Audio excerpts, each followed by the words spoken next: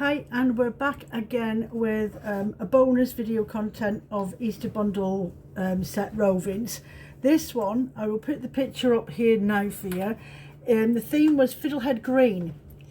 And what I love about this one is it's not just greens, it's got fawns in there, it's got lovely vivid butter yellow, it's got like lichen colours, it's got apple greens, it's got citric colours in there, and there's even like rainbows colouring, so I might get away with a little bit of pink in there just to throw it up. We'll see how I feel. So on this one I'm going with sort of a mixture of all the colours, so some greeny yellows, some soft cream yellows, and some more greens, but a bit more vibrant green colourways.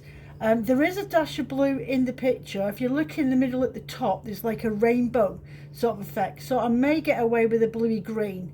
And down in the far bottom corner, I think as well, has got a little bit of on a dandelion head, it's got a little bit of rainbow effect as well, so I might bring those colours in just to add an extra sort of pop of something, because green and yellows can get a little bit overwhelming after a while.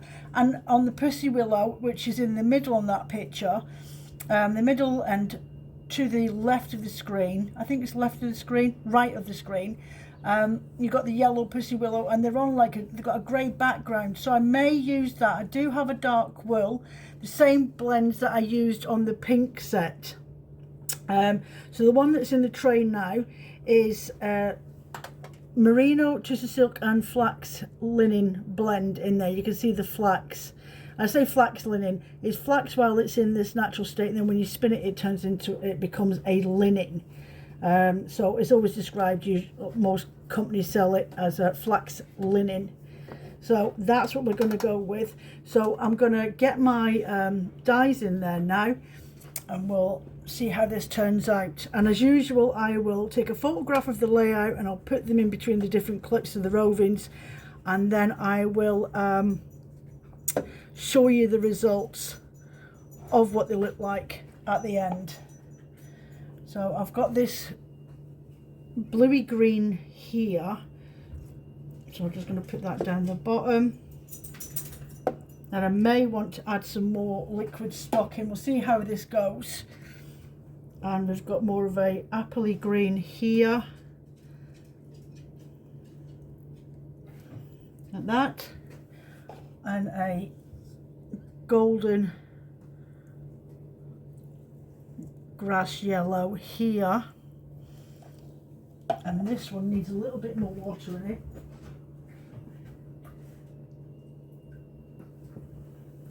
In the middle, and then this is a fawny grass sort of colour, like a khaki. So I will just give it a press down, see how we go with that. And I need to get my citric acid in a minute. Just press them like so. Get my citric acid in a minute as well, and layer that in. And this looks nice and fresh and springtimey, and in the short colour rows as well. So we've gone up and down, back and forth, and then done striping across. So when this is being worked with, it will have short colour blocks, which I'll show you, as I say, at the end. So I'm going to put the heat on now, or shall I just put a little bit of, I think I'll put a little bit of water just in here, just to bring up the water level like that. Okay, what do we like underneath? We've got colour in between. Yeah, give it a good massage in to make sure it goes all the way through.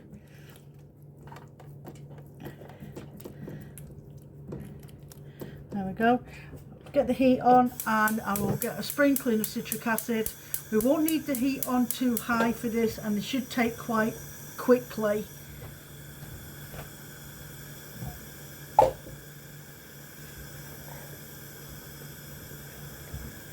So one full coffee scoop full of citric acid, and sprinkle it all over the top, and that will soak through the fibres as that starts to heat up. So these won't be getting any flipping or anything like that, like I do with the yarns. It literally just cooks away, heats up, and the dye will settle in there. So I'm gonna let that do its thing. It should take around about 8 minutes for the chemical reaction to work and for the dye to fix to the fibres.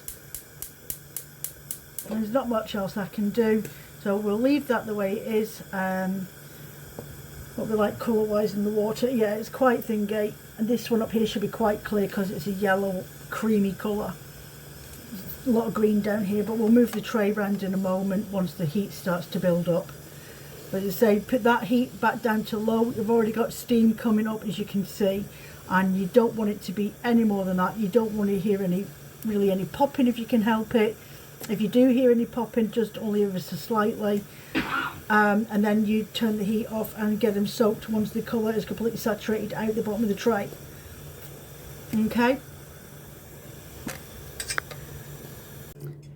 so this one I'm adding a little bit of liquid to the base of it because I want the immersion, the liquid, to be a little bit higher on this one, and we're going to work with this roving here, which is Blue Face Leicester and Tussie Silk. I'm just going to lay it on a towel for the moment while I just find the ends, and we're going to do a long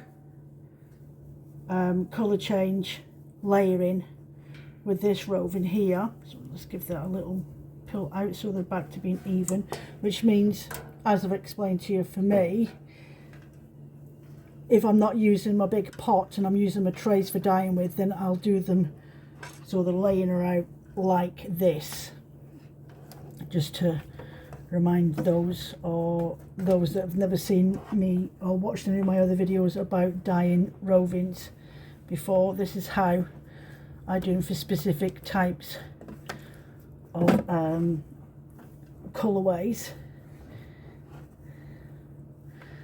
Right, so we're just layering it along here. I've not put the citric acid in yet. I'll do that once I've put the dyes in. It just means that the dyes can sit there on top of the roving and in between the fibres for a moment before I add the citric acid, which is like a fixer, or another word, a mordant, and it helps the dye pigment adhere to the fibres that we're working with. So we're going a little bit darker on this one, so we have got some chocolate brown, which I'm going to pour up the top because we've got brown in the pictures, in the inspiration. And then I have got some other colours here. We have a lichen green, so I'm going to do that up there, and we have got I can't remember what colour green that is. I think it's an avocado is the colour I'm using on this one. Down this end I'm going to go with a little bit of a bluey green,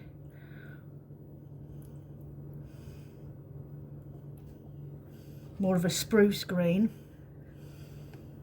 and then the last colour we've got to go in here is a darker woodsy moss sort of green in here. So we're gonna, now we don't mind the colours mixing with each other a bit through this. You may get pops of pinks through when it's heating up, depending on what the dyes are made of, because remember, when you're working with dyes, they're created using different pigments and then worked together and blended. I'm just peeking in to make sure that my dye is going all the way through. There we go, see, to underneath. There we go. And again, Make sure that's in there, and penetrating all the way through as much as I could possibly control it. There we go. This is a nice rich and dark one, and now we do have a dark roving that we'll be working with in a minute, so I will be trying to utilise some deeper, richer colours in with it as well, just to see what it looks like when it comes out. Maybe an olive green put in that, and a lichen and tobacco and something else. So we're working with these ones now, really woodsy, really dark greens, bit of richness in there as well. And then we've got another white one to work with. So this is Blueface Leicester. We've got a Polworth and alpaca, and I think it's just a silk blend to work with, and a merino and soybean. The merino and soybean will do a nice light and airy one, with more yellow sort of colours in there, and maybe richness of like a rusty colour. But the Polworth will be an interesting one because it's a dark grey. So that's the layering of that. I'll pop a picture up of what it looks like layered out, and then I will catch up with you in a bit. Just remember, make sure that you put your citric acid on, which I'm just going to do now. You can add your citric acid to the water stock before you put your dyes in, but sometimes it's better to actually just wait a few minutes and let the dye penetrate, especially when working with trays. Just let the dye penetrate and do its thing, and then add your citric acid, because then by the time it melts, all the dye would have gotten as far into the fibres as possible before you start adding the mordant to there.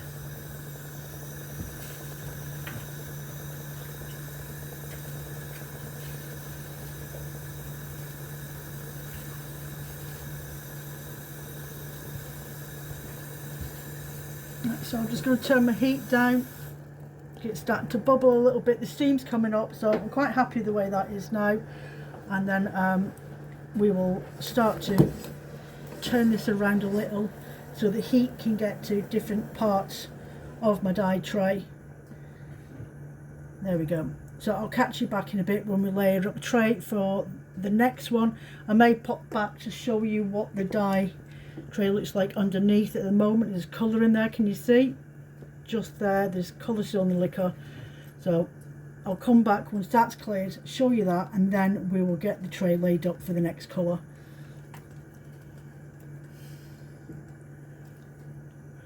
So we've got still a little bit of colouring in this water here, you can see down the bottom, and let's see how we're doing up the top.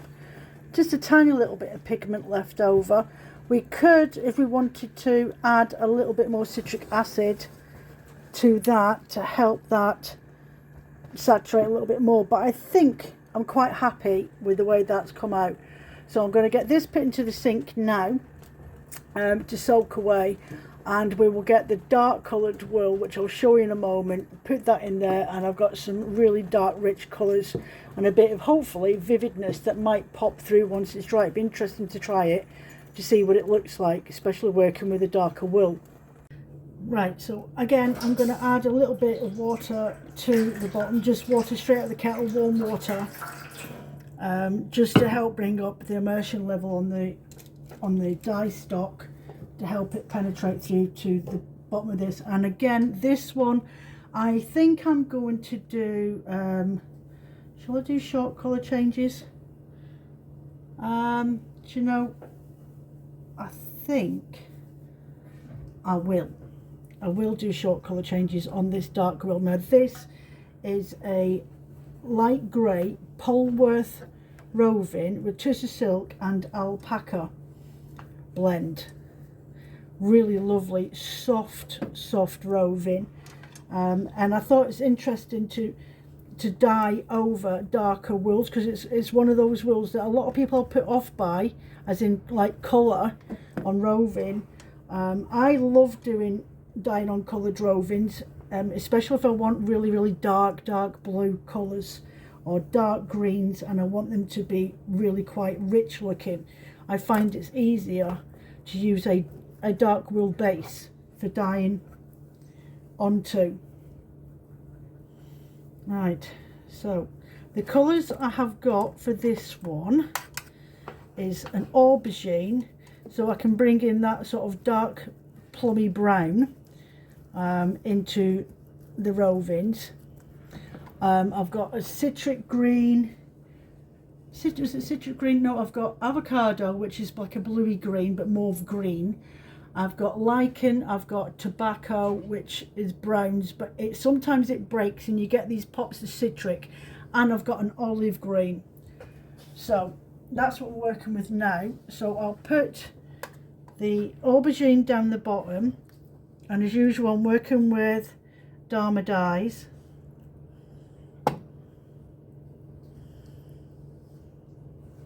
Okay, that's that. Then I've got a golden poppy, so I thought it'd be interesting to see how that turns out. So we're putting it down the bottom near the brownie colour.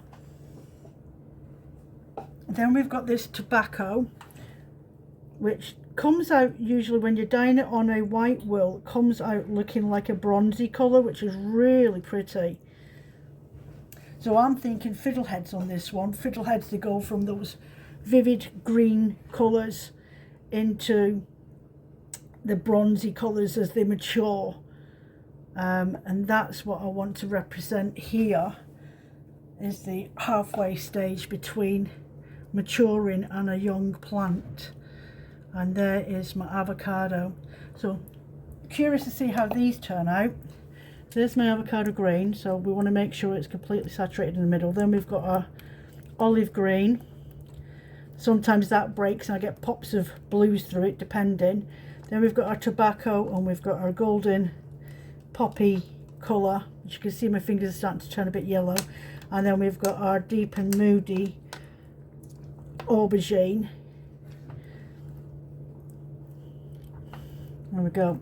So we will give that a minute or two, get this warm water, and I start with the warm water in the base as well, and warm water in my dye pots, so that can start doing its reaction straight away before I even start getting the heat on it. And then I'll go and get my citric acid and pop that on the top now.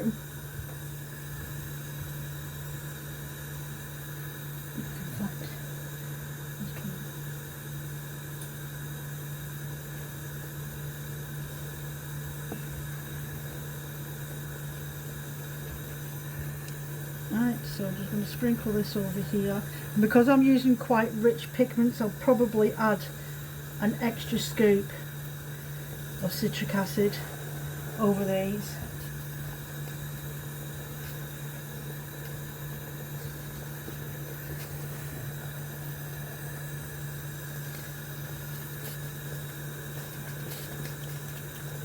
I think that's probably enough.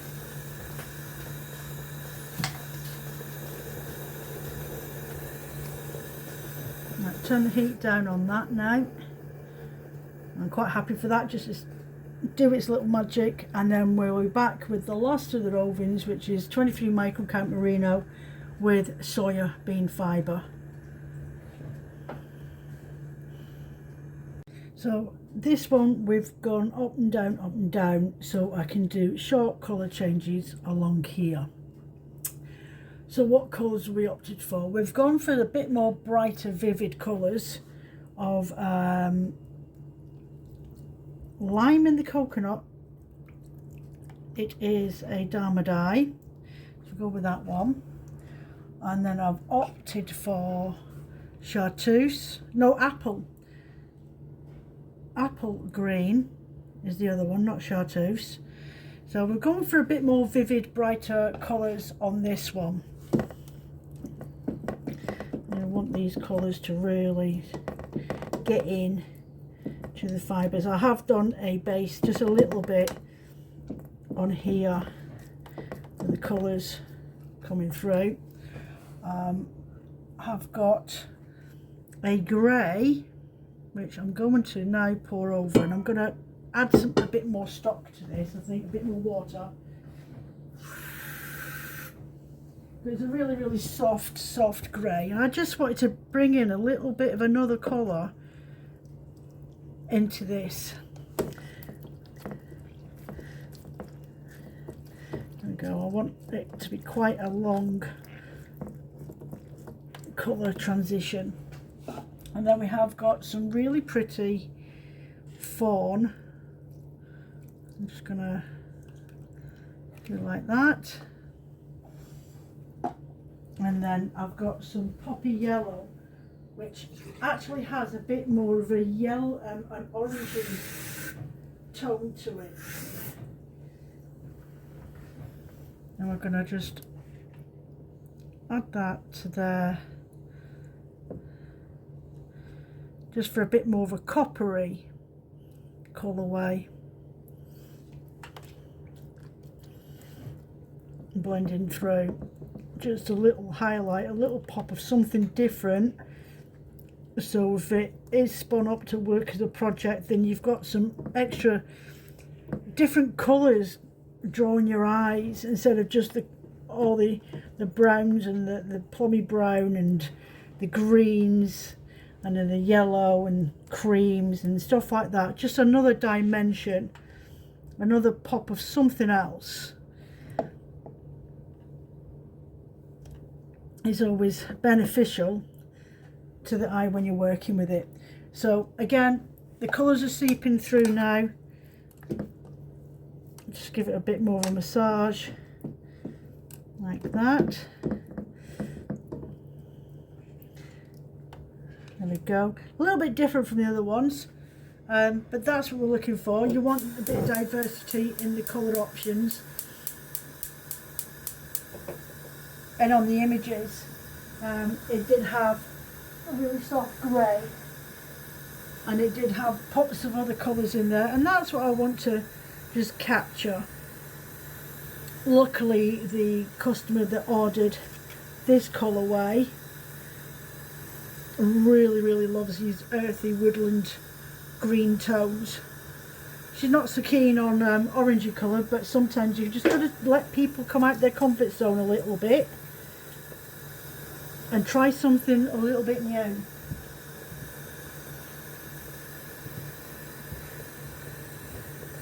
There we go. So I'll take a photograph of that one for you, and we'll let that do its thing. You can already hear that popping coming through. That's time for me already to reduce the heat down. It will penetrate, all the heat will penetrate this section here, because that's where the ring is underneath, and that's why I turn my trays around so that the heat can hit different sections of the tray when I'm working with it. So I'll take a photograph of this, I'll pop it up on the screen, and then the next time you see me, all of these will be all dry, rinsed, dried and ready for wrapping up, for being posted out for the customer.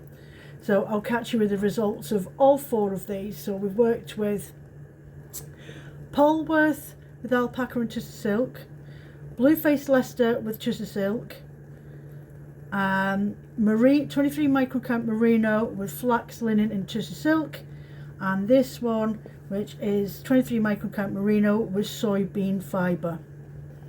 Okay, so again, I'll catch you in a bit. So here we are the next day. These are ready and dried and braided up. So this was the over dyed grey Polworth with 60%, alpaca 20% and tussar silk 20%. There we go. So you can see here, that spot there where the Polworth is showing through, but it's not like that all the way through. And I would say that the dyes have taken really lovely with having that undercolour of that natural soft oatmeal grey, or oatmeal brown even, of the Polworth. It's come out looking absolutely gorgeous. It's helped boost these colours. They've got this gorgeous muted colourway going on, but you've got these sections where it's hit really boldly, but it's got so much character going on. It just pops to this and pops to that, and then you've got these little bits of the natural coming through here and here, but majority of it is struck really beautifully. I just think it looks fantastic. So there we go. So that was one of the blends. I'll get the other one for you now. Next up, this one is the 23 micron count merino with soybean fibre. There we go. And that is a 70-30 ratio. It's one of my favourite fibre blends to spin up. And I love blending and working with and selling generally just blended rovings, because I think they've got such a unique character.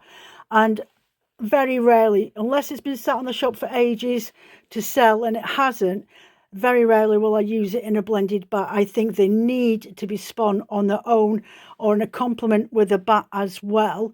But generally, that's what the type of rovings that you will find on my website are the blended versions.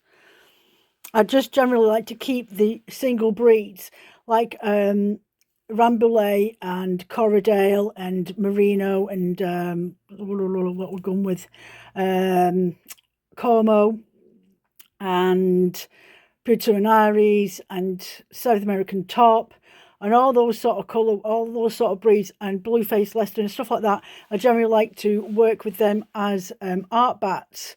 Though now and again you may see something that's a little bit more expensive and a bit luxury like Blueface Leicester. Rambouillet is another one, or a 18.5 microcount merino. Occasionally I'll put them on the website as a roving because they're a little bit more special. But there we go. So you've got these pops of gold coming through from the pictures on the Fiddlehead greens that we did. And then you've got the different shades of greens. And then you've got pops of grey in there. This was more to do with the dandelion sort of picture that we had with the glow in the background, just ever so slightly. Helps just break up the colours a little. So that is the second roving. Next up is the Blueface Leicester and Tussey Silk blend, and I think this is 75% Blueface Leicester in natural cream and 25% Tussey Silk, and isn't it really pretty? It's very, very sweet. You've got these sort of tealy green, sea green colours go on to mossy lichen colours, dark grass hedgerow, and then this really pale colour, and then into these fawn colours at the end. Again, Blueface Leicester is a lovely soft spin. It's a bit of a shorter micron count, so some people might find that it itches a little, but if you spin it up really, really nicely and use this as a singles yarn for working with, whether it's for weaving or for knitting with, and then do your proper wash set later on, the hot cold set, I would say that this would make a really lovely winter shawl or a scarf in a lovely lace weight type knit. Because it's singles, you can get away with a bit more of an intricate detail. So there we go. And that would pair up lovely with a fawn coloured bat, a tealy bat, or even a lichen. I think it would help those colours pop out a little bit more. So that is the third one. And then the last one of the 4 rovings that we dyed up is this pretty little thing. So it's like grassy greens, straw meadow. You've got these really soft washes of like a pea green and grass green in there, and soft butter and sandy tones. Really, really lovely. So you've got a little touch of the natural coming out in spots as well. Really lovely, delicate colour wash over this. With the sand colour, sometimes it does split to a little bit of pink, which I didn't mind, because on that picture that I was sort of looking at for the colours, it did have a hint of pink in there from like a rainbow colouring from the dew on the picture. So I knew that fawn colour did sometimes split with a hint of pink coming through in the background. So this blend is 23 micron count merino, which I think is 70%, and then 20% Tussey Silk and 10% flax. Really, really lovely blend. Unique one. I like working with this one. If I spin this up into singles, then I apply it with a linen thread, which makes absolutely gorgeous. Oh, my light's being a pest. Makes a really gorgeous yarn to work with for weaving, or even just for knitting with as well. And the linen softens right down the more that you use it. So there we go. That is the final result. So there we go. There are all the colours that we've got this time round. A really, really lovely combination that will pair absolutely great together in a project. And that's the whole point of why I've done them like so. You've got these really lovely pastel colours, mid-tones, mid-range with a little bit of bringing in other colours in from other rovings, and then the darker one so you can create some sort of gradient. So fortunately for me, and unfortunately for you guys, this won't be going onto the website on Saturday the 11th of April because it has actually been sold privately. So yeah, so it's winging its way to Wales on Tuesday after the Easter bank holiday weekend. So there we go. So I do apologise. I might end up making these colours up again and adding them to the website at a future date. Okay, so that's all for now. Please remember to, lights again. Please remember to like and subscribe if you don't already. It really does help my channel to grow, and it helps YouTube realise that I'm actually doing something good with my videos and people are enjoying them. You can put comments down below as well. I always read all my comments and respond to them all. Right, thanks very much for watching. That's the last part of these videos for the Easter bundle set specials. I'll be back in a week or two with the new video content for you guys. If you've got any comments or suggestions of what you'd like me to do on the next YouTube video, please do put them down in the comments below, and I will see what I can put together. If you want a breed study or something like that, then I can accommodate. Okay, that's me gone. Bye.